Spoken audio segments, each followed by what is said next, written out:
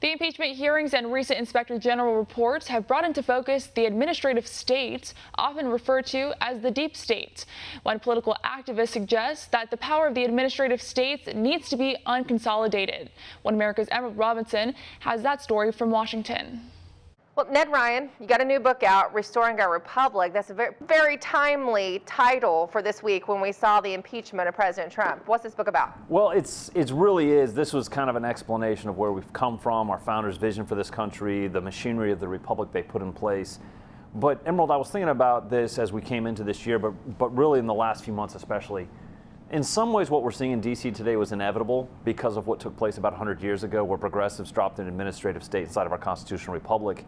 At some point, that tension was going to break to the surface, and what we've seen the last 3 years is the tension has broken to the surface because Donald J. Trump was elected. He shows up in D.C. and goes, I'm the duly elected president of the United States. I'm the one that makes the decisions inside the executive branch, domestic and foreign policy. He's been a disruptor in this town. And the administrative state said, no, we don't think so. And Donald Trump said, no, I do think so. And so if you were to sum up the last 3 years, it comes down to one thing: who decides? And our constitutional republic is the duly elected president of the United States who decides. So really at the beginning of the year when I started writing this book, it was how do we defend ourselves and push back against socialism? We know that socialism is very un-American, it's antithetical to the founding of the republic, but do we even know what we believe? What are we defending? And then really started building from there of like, people haven't been taught this the last however many decades. So for people to understand our true American history, civics, I try to compress in less than 300 pages where we came from and the founder's vision and the founder's inspiration for all of this, so that when people walk away from reading this book, they go, oh, I've got a much better idea of where our republic came from, what our founders envisioned, how it's supposed to work, and how we get back to it. Well, when Donald Trump was elected, a lot of us who have been in D.C. for a while knew that this kind of pushback would come with the things he was talking about as a candidate. Right. We knew what the bureaucracy is like here and how it would fight back, and we've seen that. And in talking about who makes the decisions, that was really apparent during the House impeachment hearings when we saw those, Lieutenant Colonel Vindman, when we saw Fiona Hill, and it really came down to he didn't agree with their foreign policy. Exactly. When Vindman says, well, what he's doing is in defiance of U.S. foreign policy, I'm thinking, who do you think sets foreign policy? It's the President of the United States. And again, it was kind of Festivus came early in this airing of grievances by these unelected bureaucrats who were like, we're the ones that make the decisions around here. And Trump's like, no, you don't. I'm the one that makes the decisions. And the duly elected president, as given power by the American people, is the one that makes the decisions. And so, well, what progressives have done over the last 100 years, they've broken down the pieces of the machinery of the republic. They've consolidated power.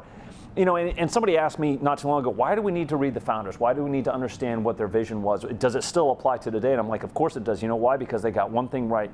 The more times change, the more things stay the same. Human nature does not change. And what the founders got right is they understood imperfect human nature should never be trusted with consolidated power. And that's exactly what progressives got wrong. And that's what we're experiencing today. Massive bureaucracy in the hands of the unelected bureaucrats, imperfect human beings entrusted with massive power. At some point, people are going to do what they can, not what they should. So how do we fix it? How can President Trump fix this now that he's the leader? So there's some things. Again, he's obviously been under massive attack, not only from the administrative state Democrats, the mainstream propagandists. When he gets reelected, and he will next year, I think the next 4 years have to be about breaking apart the administrative state, right? The very foundation of the swamp is the administrative state. How does he do that? I lay out, I think he should shut down Department of Energy, work with Congress, break that into Interior, Commerce, DOD, literally blow the building up if I had my way, build a Liberty Park over it. With nobody in it. Of course, with nobody in it, but then also take 800,000 of these non-essential federal government employees and farm them, get them out of government into the private sector. We've got 6 to 7 million job openings in the private sector, so there have to be very aggressive steps on that, and I think he can do that in the relative short term. Well, I look forward to reading it, Ned. Thanks for my copy of Restoring Our Republic, and thanks for talking about it with us. Absolutely. Thanks, Emerald. Want to see more videos like this? Click on the link below and subscribe to One America News on YouTube, and call your cable provider and kindly demand that One America News is added to your lineup. Call and subscribe today.